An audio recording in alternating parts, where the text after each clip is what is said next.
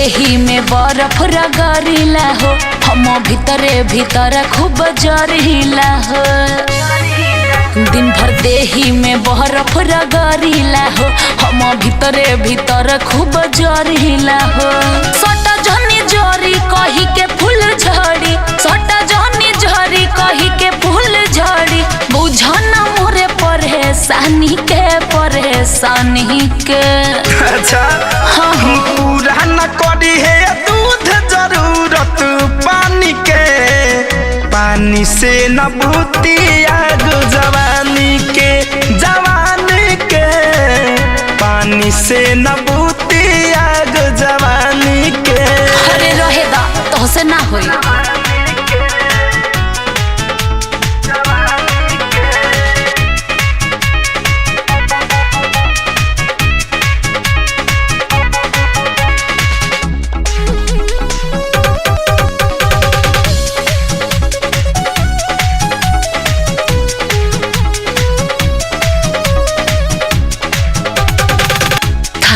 गोइनी बहेदा से कह राही के दवाई, सूझे नाही कहवन करिया बहु पाई। जवनिया के रोग न दवाई से छुट्टी, के चदरिया लोहरिया लूटी। सुना फेरा में रहेला झूठे सब कहेला, फेरा में रहेला झूठे सब कहेला। हम बुझिले तोहर नादानी के, नादानी के बुझला। अरे ऐसा बात नहीं है। पूरा न करी है दूध जरूरत पानी के, पानी से न बूती आग जवानी के, जवानी के। पानी से न बूती आग जवानी के। अरे तोहरे बस के बात नहीं है।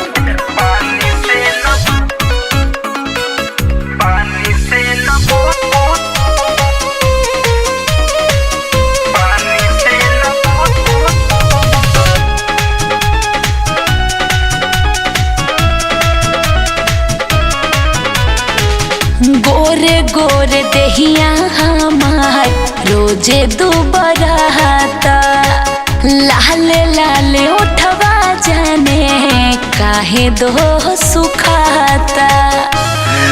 लइका नहीं खूब बचिया अब तो हो गइलू सयान, बतिया के और कर झूठो जाने हो खो परेशान। अरे हमरो सुनी धड़कन धनंजय राखो रमेश हो, सतीश मुकेश बढ़ाव जनी केस हो।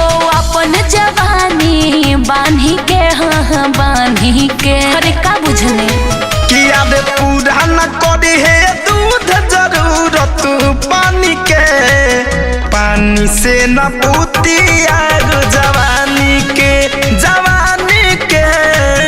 पानी से न बूती आग जवानी